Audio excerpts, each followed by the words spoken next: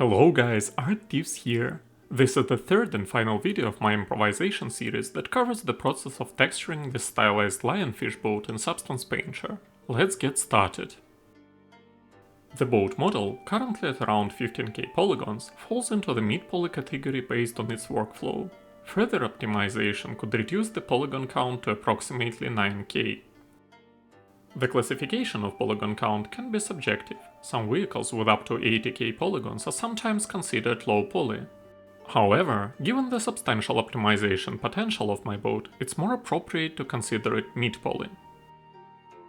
Just as usual, I won't be narrating this whole video, for I didn't want to cut out most of its parts, and it became pretty long. However, I'll cover most details right now. I start off by baking my model. I set the highest possible amount of raise on all tabs, disable the ID section, and set my subsampling to 16. Make sure to assign low poly and high poly suffixes properly, the same way you did in 3ds Max. For demo purposes, this boat was unwrapped onto a 4K Resi UV map with a padding of 16. It is a much better idea to use a padding of 32. The video is mostly unedited, however, I've cut out some repetitive moments where I conceal my UV seams with a clone stamp tool, and also some parts where I play around with colors, because I've spent a lot of time on it and didn't use some kind of a reference image. I have a basic stylized rusty metal palette off camera. Just as always, I start off by creating some kind of a color blockout. I use different masked folders to give some details of my boat some basic pre-made materials, and only bring colors together when I see most of my model. The boat's hull consists of 6 different versions of modified steel-painted worn preset smart material that have different colors and different smart masks. I experiment with their colors and grunge settings till I'm satisfied with the overall structure. As I have told previously, we can adjust their colors at any time. I also apply a slight gradient fill to one of the hull's smart materials, making its bottom part darker.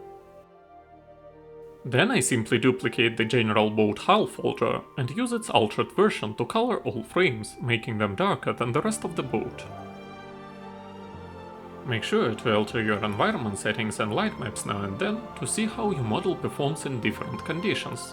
Rotating the environment is also a great idea. I also apply a general steel-painted scraped dirty smart material to the hull, so that I know I didn't miss any parts when unmasking some materials.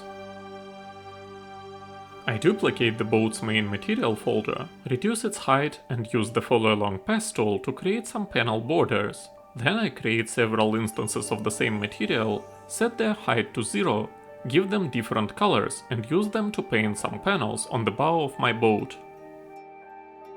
The Art-Teeves use 3 different versions of steel-painted cheap dirty preset smart material, 2 of which are affected by various smart masks.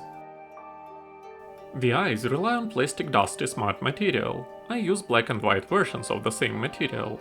I mask the black material and use the paint layer to paint dark irises. I also increase their height just slightly in order to make them stand out.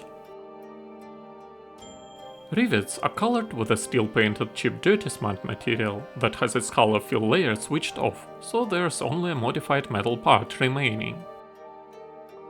Deck is colored with a modified version of wood ship hull old smart material.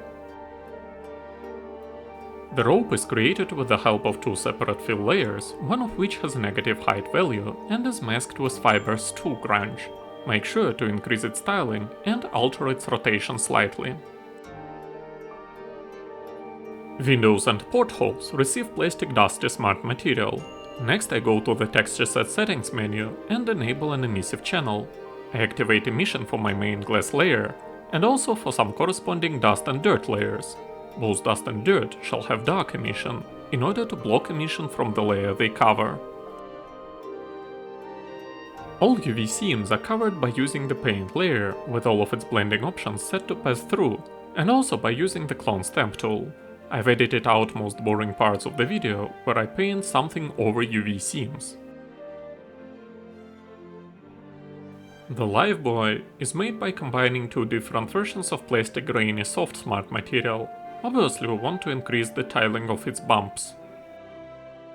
And this is it. I'll stop narrating at this point and leave you to watch the rest of the video. Thanks for watching, guys. If my videos are of use to you, be my guest and subscribe to my channel for more stylized content. And most importantly, have a great day.